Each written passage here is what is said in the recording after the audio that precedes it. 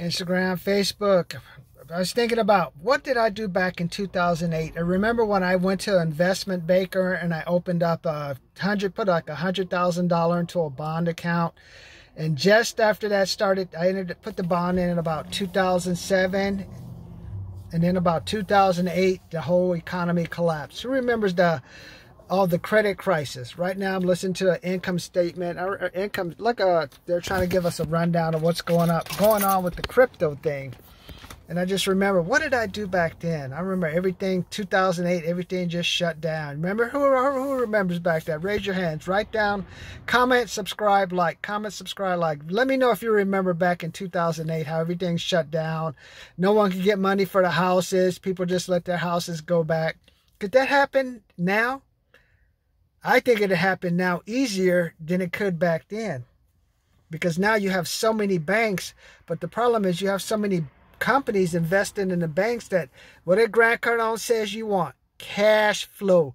The companies don't have cash flow. That cash flow was the debt. They were taking money out at 5%, like 2%, 3%, 1%. Now you have all these companies that have money. They have loans, and they've been living off the interest of the loans. You're just living off the loans. You're just having enough money to stay in business just to keep paying back the loan. Basically, think of it as a fire. Who's gone camping? Think of it as a fire. How do you keep the fire going? You got to keep feeding it.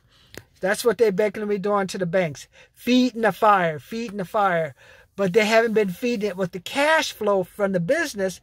You have to wait for other money to come in, and that's what causes we don't have enough. Who remembers? We don't have enough money to feed the fire. What happens? It gets cold at night, doesn't it? Doesn't it get colder? You guys start to huddle up, start to cuddle up. You guys cuddle up. It's getting cold. Feed the fire. That's basically what we have right now.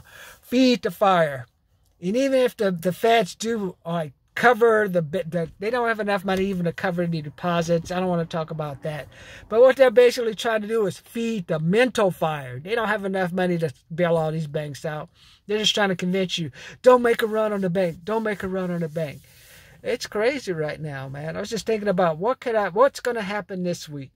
Well, basically, if anything happens with Trump, unfortunately, I think that'll be bad for the banking system, because then they'll really know if the Republicans own the House, Democrats are in control of the Senate, nothing's going to get done. So but by the time something gets done, a lot of these companies are going to be out of bank.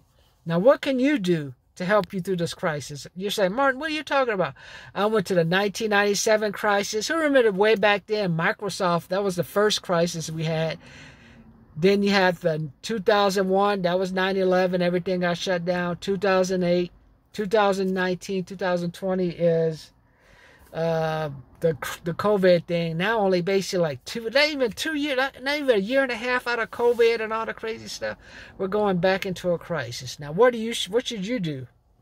What you should do, number one, is if you got a student loan, like I tell you, get that student loan paid down. Because right now, what the company's going to start doing, they're going to start raising interest on any client that's a high risk or has a lot of debt.